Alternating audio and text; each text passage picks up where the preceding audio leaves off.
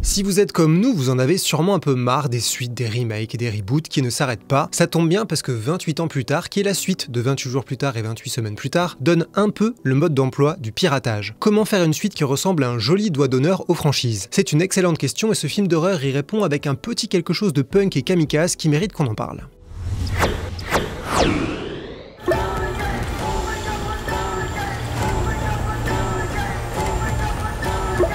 Salut, c'est Geoffrey et aujourd'hui on aurait pu râler. Après tout, 28 ans plus tard ressemble à un énième exemple de franchise dont personne n'avait réellement besoin. Alors attention, ne me faites pas dire ce que j'ai pas dit, j'aime beaucoup 28 jours plus tard sorti en 2002 et j'aime tout autant la suite, 28 semaines plus tard sorti en 2007. Je suis assez vieux pour les avoir vus au cinéma et pour me souvenir que j'attendais comme plein de gens de bon goût le 3e épisode annoncé à l'époque. Parce que 28 semaines plus tard préparait déjà la suite. Le film se terminait avec une vision de Paris en train de sombrer dans l'apocalypse puisqu'on voyait des infectés sortir du métro et courir vers la tour Eiffel. De quoi imaginer un cauchemar toujours plus grand, et ce cauchemar devait s'intituler 28 mois plus tard, ce qui aurait été logique après 28 jours et 28 semaines. Ça c'était vers 2007, sauf qu'après ça, il y a eu quelques problèmes en coulisses. Le réalisateur Danny Boyle et le scénariste Alex Garland avaient en tête les grandes lignes du scénario d'un 3e film, et ils ont essayé de garder espoir au fil des années, mais ça ne s'est jamais fait. Il faut dire que les deux hommes avaient eu une sorte de coup de foudre artistique en faisant 28 jours plus tard, et ils avaient continué sur cette lancée avec Sunshine, un film que j'adore et dont je ne me lasse jamais de parler, qu'ils ont décidé de faire pendant que 28 semaines plus tard était confié à un autre réalisateur. Mais finalement, ce projet de 28 mois plus tard a traîné tellement longtemps que c'est devenu 28 ans plus tard, c'est-à-dire à peu près le temps ressenti depuis que j'ai acheté cette super édition DVD avec jaquette en plastique qui s'ouvre. Je vous assure qu'à l'époque c'était un trésor et en fait ça l'est toujours un peu aujourd'hui. Entre temps, beaucoup de choses ont changé et je ne parle pas que de mes cheveux blancs. Danny Boyle et Alex Garland ont touché les sommets du succès, mais chacun de leur côté. Danny Boyle a eu un carton hallucinant avec Slumdog Millionnaire, qui lui a permis de gagner l'Oscar du meilleur réalisateur, et il a continué à tracer sa route avec 127 heures, Steve Jobs ou encore Trainspotting 2. Et il a aussi failli réaliser un James Bond puisqu'il a travaillé 2 ans sur Mourir peut attendre avant de claquer la porte suite à des conflits avec les producteurs. Le scénariste Alex Garland, lui, est passé à la réalisation avec Ex Machina, Annihilation, ou plutôt Annihilation avec un accent français, Men, Civil War et Warfare. Autrement dit, 28 ans plus tard, ce n'est pas simplement une suite. C'est les retrouvailles entre deux artistes qui ont bien exploré le cinéma hollywoodien entre-temps et qui se retrouvent après quelques années de grosses expériences. En fait, 28 ans plus tard pourrait être pris comme une sorte de réponse de Danny Boyle et Alex Garland à Hollywood. Vous aimez les franchises, vous voulez des suites, vous avez envie de créer des sagas, ok, on va jouer le jeu, mais faudra pas vous plaindre si on va au bout de l'idée. Et c'est sûrement l'aspect le plus incroyable et important de 28 ans plus tard qui en fait un film si intéressant. Ça fait des années que je travaille chez Écran Large, des années qu'on parle des franchises parce que ça nous intéresse et que c'est incontournable, et des années qu'on peut lire le ras-le-bol face à la flemme des studios, que ce soit dans nos critiques ou dans vos commentaires. Mais qu'est-ce qu'on reproche fondamentalement là-dedans? Parce qu'en fait, il y a plein de bonnes suites, de bons remakes et de franchises respectables. Le vrai problème, c'est pas ça, c'est le recyclage. Tourner en rond, nous servir le même plat en changeant juste la sauce, et nous prendre pour des veaux en pensant qu'on va bêtement payer pour la même chose. Je pense que vous avez déjà 150 exemples en tête, que ce soit avec Star Wars, Terminator, James Bond, Transformers, les super-héros, Halloween, Scream, bref, il y en a plein. Cette impression de facilité, de remake caché, de foutage de gueule, de copier-coller, et de faire du surplace sans prendre le moindre risque d'énerver, de décevoir ou de perturber les habitudes. Et en parlant d'habitude, pause de 10 secondes pour une chose très importante. Pour nous aider à rester un média libre et indépendant qui fait des vidéos comme ça et qui peut éventuellement se racheter un coussin Nicolas Cage, vous pouvez vous abonner à Écran Large. Vous aurez accès à des articles exclusifs chaque semaine et vous aurez une place spéciale dans nos petits cœurs, les détails sont dans la description de la vidéo. Pour moi, il n'y a pas vraiment de problème avec le principe de continuer à exploiter un univers, un genre ou une formule. On peut tout à fait se l'approprier et créer quelque chose de neuf avec du vieux. Exemple, je suis le premier à sauter sur n'importe quel film d'invasion alien en sachant très bien que ça va sûrement respecter tout un tas de codes attendus, ça c'est le confort et le plaisir garanti dans la familiarité. Mais on peut ne pas s'en contenter. On peut tordre la formule, ajouter des ingrédients, se jouer des attentes, bref, on peut créer quelque chose d'un minimum spécial et original. Alors pourquoi je parle de tout ça? Parce que 28 ans plus tard se présente comme une réponse un peu punk et dingo à ce problème. C'est une suite et en même temps c'est un peu une anti-suite.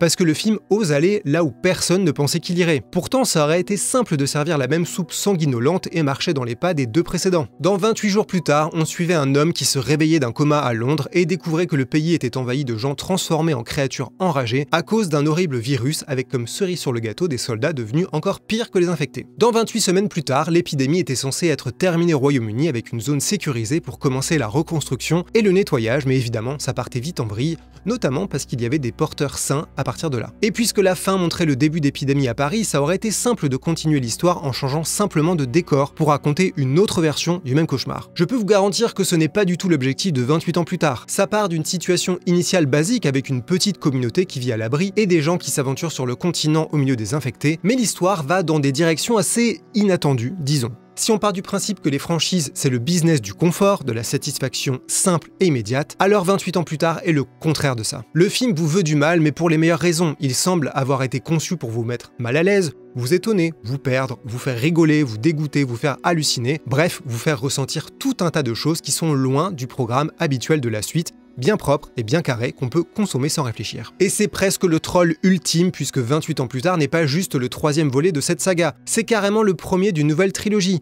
La suite, sous-titrée The Bone Temple et réalisée par Nia DaCosta, a déjà été tournée et sortira au cinéma en janvier 2026. Et Danny Boyle compte réaliser lui-même le dernier épisode qui ne sera possible qu'en cas de succès des deux autres. On est donc bien sur un modèle de pure franchise, ce qui rend le grand écart encore plus fou quand on voit à quoi ressemble 28 ans plus tard. En fait, tout ce projet est assez extraordinaire parce qu'il est à cheval entre le pur produit de franchise et le contraire de ça. Tiens, par exemple, 28 ans plus tard a coûté dans les 60 millions de dollars, c'est beaucoup plus que les deux précédents, ce serait 15 millions pour 28 semaines plus tard et moins de 10 millions pour 28 jours plus tard. Donc là, on est dans une logique de pure franchise. Dépenser plus pour faire plus gros. Et c'est un sacré budget pour un film qui s'inscrit dans le genre du zombie. Hormis la super production World War Z avec Brad Pitt et ses 200 millions de dollars de budget au moins, je vois rien de vraiment comparable. Pour rester dans les franchises, 28 ans plus tard a coûté plus cher que la suite Bienvenue à Zombieland 2, que le remake L'Armée des Morts ou que quasiment tous les films Resident Evil adaptés des jeux vidéo. Ah si, remarque, j'avais oublié Army of the Dead, le film de Zack Snyder sorti sur Netflix et qui a coûté dans les 70 millions apparemment, mais pitié, faisons comme s'il n'existait pas et on va juste revoir L'Armée des Morts du même réalisateur. Donc 28 ans plus tard a coûté un paquet de pognon et on peut imaginer que la suite qui a été tournée dans la foulée a eu un joli budget aussi.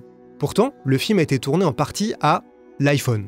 Danny Boyle n'était pas le premier à y songer, Steven Soderbergh a par exemple tourné Paranoia à l'iPhone en 2018, mais c'était pas du tout le même budget. Donc là on nous vendait une sorte de super production tournée au téléphone, sachant que Danny Boyle a aussi utilisé des drones et même accroché une caméra à une chèvre pour un plan qui n'a pas été gardé au montage malheureusement. Donc c'est sûr, c'est amusant, c'est impressionnant, mais attention, quand Danny Boyle tourne 28 ans plus tard à l'iPhone, c'est pas ton court-métrage de Blair Witch tourné l'été dernier avec tes potes dans la forêt. Là on a une tonne de matos professionnels et onéreux montés sur l'iPhone et des installations assez dingues comme celle-ci. Donc iPhone oui, mais pas n'importe comment. Mais on s'en fout parce que ce qui compte là, c'est le principe. En 2002, Danny Boyle avait utilisé des caméras DV pour 28 jours plus tard. En 2025, il est passé à l'iPhone. Dans les deux cas, c'est la même intention. Être un peu une sorte de sale gosse qui essaye de pirater le système depuis l'intérieur. Alors ça reste un sale gosse qui a eu un Oscar et un budget de 60 millions, donc on est d'accord, c'est très relatif, mais on va dire que c'est l'intention qui compte et que c'est le symbole là qui compte. Et c'est là qu'on en revient à ce que le film raconte.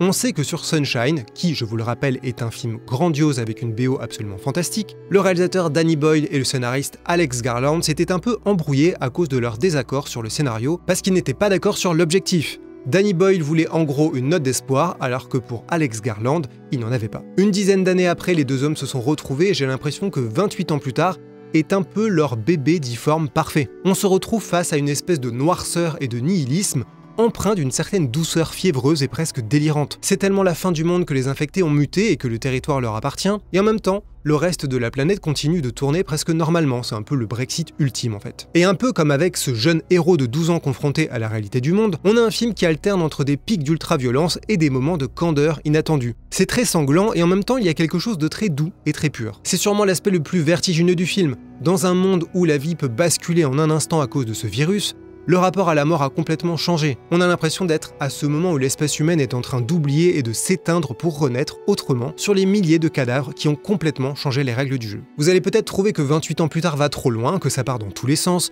qu'ils font n'importe quoi. Il y a des idées, des images et des scènes que j'aurais même pas osé imaginer et franchement, ça faisait longtemps que je n'avais pas autant halluciné devant les dernières minutes d'un film. En fait, le film n'a pas peur.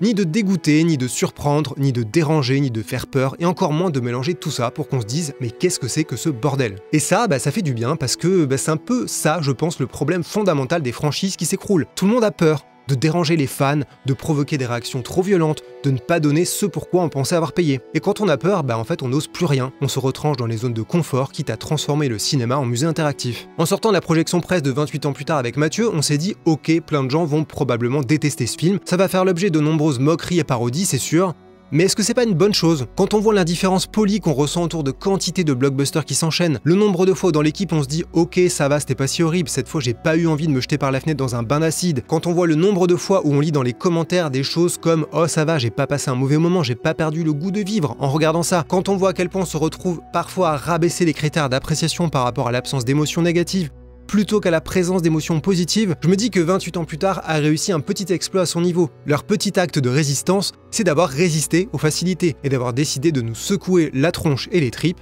avec le risque qu'on se dise qu'ils sont allés trop loin. Ou encore pire, encore plus grave à Hollywood, qu'on se dise qu'on n'ira pas voir la suite. Parce que les dernières minutes préparent clairement le prochain film qui sortira en janvier prochain, et franchement je suis très curieux de voir comment ça va être reçu par les gens. 28 ans plus tard ne ressemble à rien d'autre et ça c'est un peu le contraire d'une suite classique. Donc bravo à l'équipe, bravo aux producteurs et bravo au studio Sony qui distribue ça au cinéma. Et bravo à vous d'avoir regardé cette petite vidéo de réflexion jusqu'au bout. Maintenant, allez voir 28 ans plus tard, allez vous faire votre propre avis et allez en parler avec les gens autour de vous pour décortiquer vos sentiments et éventuellement vous engueuler gentiment et ainsi faire vivre la flamme du débat, c'est ça qui compte. Et si vous avez un doute, regardez la vidéo d'Antoine sur l'état de la critique cinéma actuellement en France, ça devrait vous donner quelques arguments pour votre prochain apéro avec vos potes relous. Et moi, je vous dis à bientôt sur Écran Large. Stop.